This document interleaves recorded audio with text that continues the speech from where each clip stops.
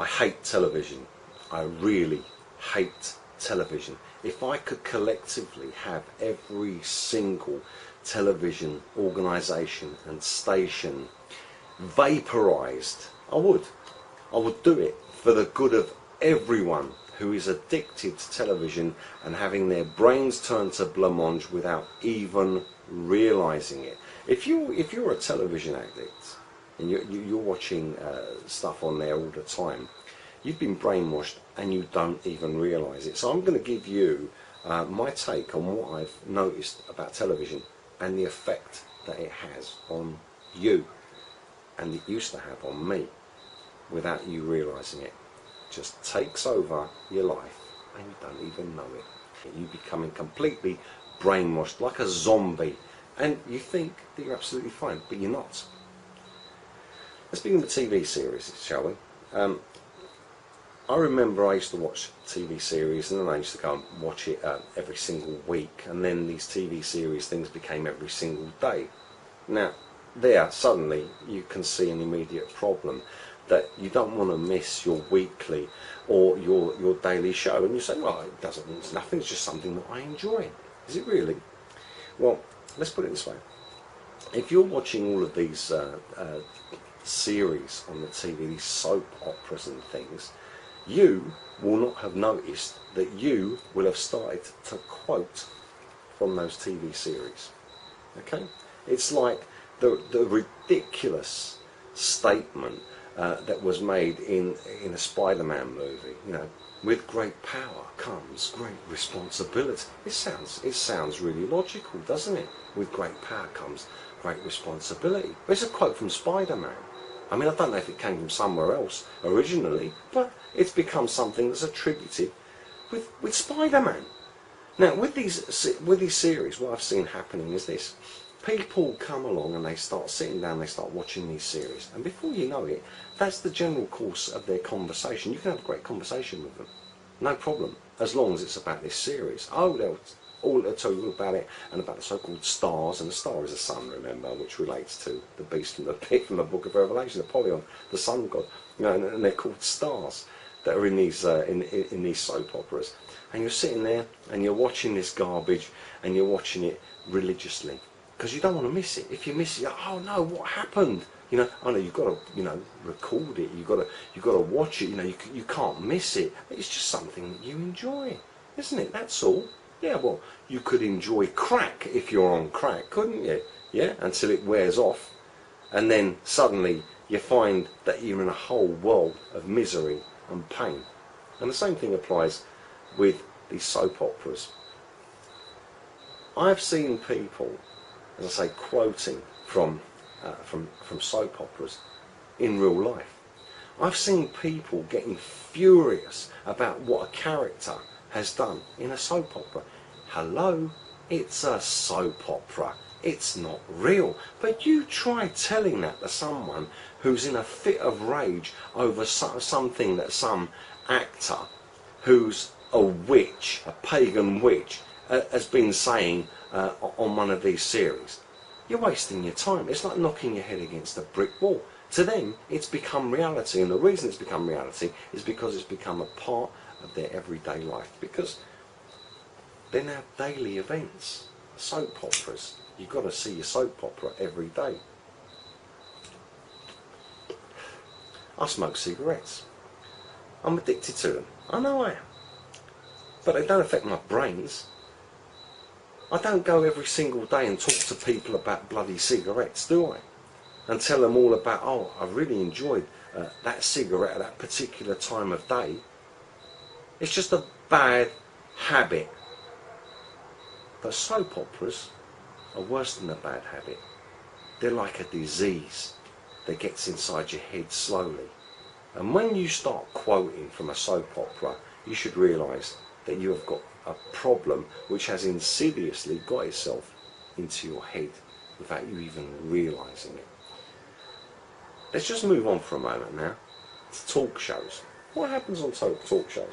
Well, we've got things like Oprah and, you know, all this other kind of stuff, you know. And you've got the talk show host, you know, and they talk as if they know it all. They know everything. They are a Bible in living form. They are a guru of how you should live.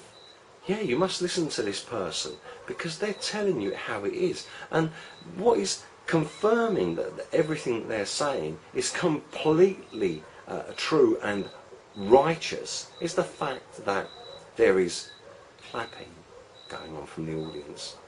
If you've ever been to a studio, you'll find that someone stands there with a board and holds it up, clap, and everyone claps at the right time. Or they'll put it up on the screen, clap. They also do that with things like boo and hiss and so on, because it's controlling how you think. You're sitting and you're watching this stuff going on, yeah, and the audience have agreed. And you're thinking, oh, well, they've all agreed with what this host has said. Well, I suppose it must be true then. Well, if you believe that, you are terminally stupid. It's a show, like a circus, but it's inside a studio. And the ringmaster is your host. And the clowns are you. Because you're being controlled by the audience reaction. So if the host tells you, well, yes, yeah, well, I agree with that, that's absolutely right, and I think that's perfectly correct, and everyone claps. You think, oh, well, everyone's agreed with that. Talk show says, no, I don't agree with that, this is completely wrong, and they all clap. You think, well, it must be wrong because they've all clapped. Do you know that that is actually a very effective sales technique which is used at so-called seminars where people sell you stuff like you know, pills that are supposed to help your nails grow and, you know, vitamins and all this stuff. I'm not going to name any names, but you know what I'm talking about. You know, I went to one of these and I sat and watched it. I couldn't believe what I was watching. You know, it was so obvious that the people that were standing up and testifying to these pills made out of some plant that's been picked out of some forest has got all of these properties. That they were those people were, for want of a better word, they were planted in the audience, and they get up and they give a testimony which was lies as to how good they were, and then they start selling you the stuff, and you walk away with £150 worth of rubbish that you were supposed to go and sell to members of your family because, you know, they would buy from you. What? Are they saying that all of your family is stupid as well? Well, hopefully they're not, and you're the only one that got shafted for 150 quid and got stuck with a load of pills from the so-called Amazon or wherever it is they claim they got them from, that don't do absolutely nothing, and you can't sell them unless you run a seminar like they do, and have people standing up and giving false testimonies. And this this canned clapping that goes on these shows is a false testimony because they are told to clap on cue. So that gets into your mind. You start to believe that, well, what this talk show host said is right, and or this other thing that they said, that's, you know, they disagree with it, that's correct as well, and you start to get sucked into it, and you start to believe it, and it starts to become part of your mindset, and it starts to control your life. And you'll hear people saying the most ridiculous things, and it becomes something that goes throughout societies all over the world because of these shows. Go on to the news. The news is the biggest clown show ever on this earth.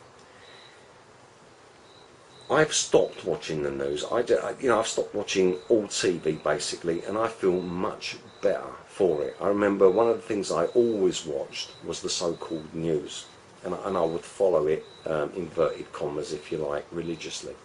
I'd watch the news. I needed to know what was going on. Recently there's been like a war in Libya and stuff like that. I didn't know about that until about a week later, and when I heard about it, you know, people saying, what do you think about it? I said, I don't care. Well, you don't care about a war, you don't care about these people getting killed. Well, yeah, I care about that, because that's murder, because God said, thou shalt not kill. But yeah, what about the politics of it? I don't care. I'm not interested. Why? Because it's all stage managed. In case many of you don't actually realise this, for instance with wars, did you know that every single military in the world uses the tactics of a very well-known historic figure? That very well-known historic figure is called Alexander the Great. Yes, that's correct. Yeah, the British military, the American military, the Greek military, the Turkish military, the French military, etc., etc., etc., etc.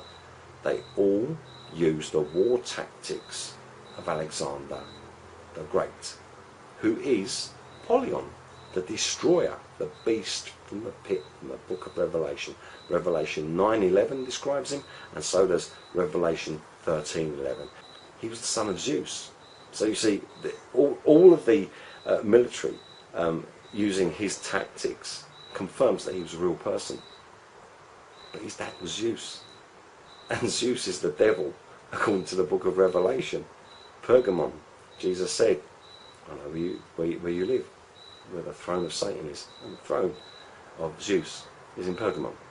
So we've got this character, Apollyon, Alexander the Great, who is the son of the devil, and all the military in the world follow his war tactics.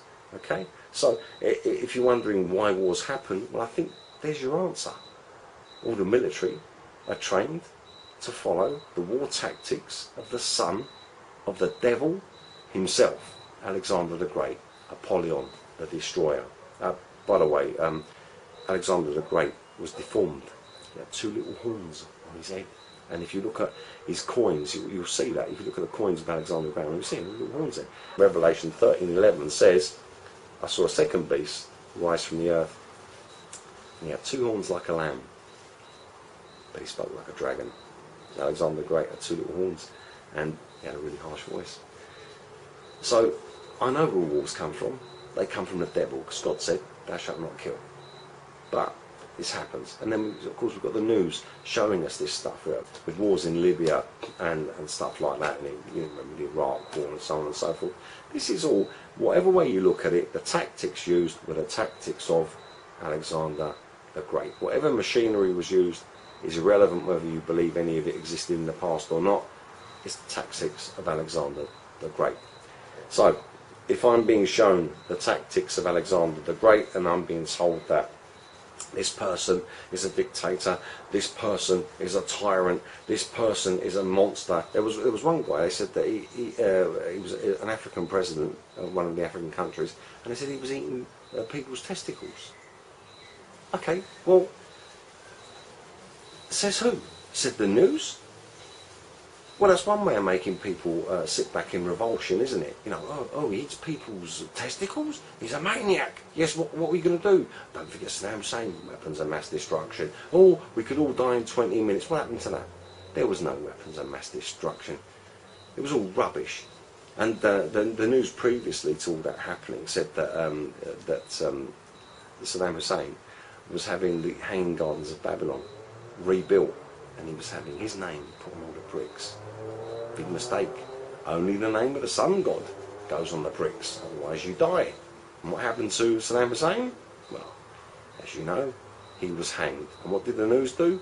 They lied to us about how he was hanged as well, and said that the prayer was said and all the rest of it, until someone's mobile phone footage was released on the internet showing that they were cursing and abusing him, and he swore back at them. There's nothing dignified about murdering anyone, and killing someone is murder. So God said, thou shalt not kill. So I know that that's wrong. So they killed Saddam Hussein. Ah, yes, but he was a murderer. You killed him. If you killed him, you are a murderer too. Armies, whatever, all the tactics of Apollyon, it's just a job. It's just a job, is it? To follow the tactics of the beast from the pit from the book of Revelation.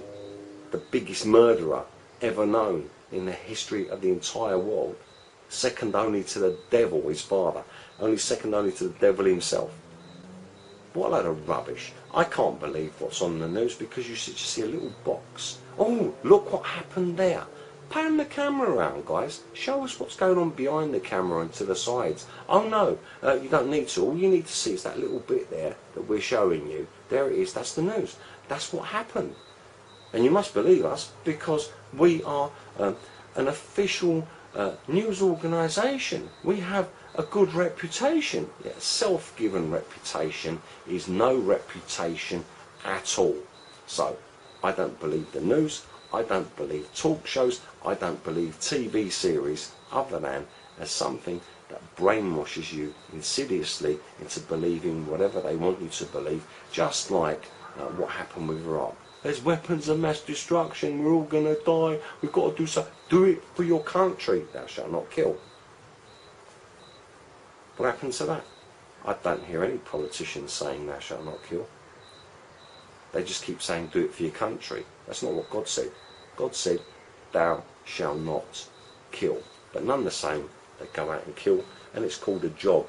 Murder is not a job. Murder is murder. You kill someone, you're a murderer. It doesn't matter if you're wearing a uniform and you've been given the so-called authority to go and kill people by your commander and by your country's leader and all the rest of it. It's still murder. Killing people. That's not a job. That's something that you will pay for when Jesus Christ arrives back. You will have to account for what you have done. So, television sickens me to the core. I wish it didn't exist, and one day it won't exist. And as far as I'm concerned, this brainwashing rubbish of television deserves to be burning in hell along with its inventors, its participants, and its owners. And of course, that is my personal opinion. But I think that it's a very valid personal opinion that television slowly and surely takes over your thought processes, how you think, the pictures you see in your mind. You're being told a vision into your brain and you believe it. And even if it's a play, you start to believe it if you're watching it every single day. Because if someone was to tell you, for instance, that you're beautiful every single day, even if you're not, well then you start to feel it and believe it. If I told you you're ugly every single day, well then you might start believing that too. You know, the Bible says a fool believes anything that he hears. Well, let me tell you now, I don't believe anything that I hear from the television. Nothing at all.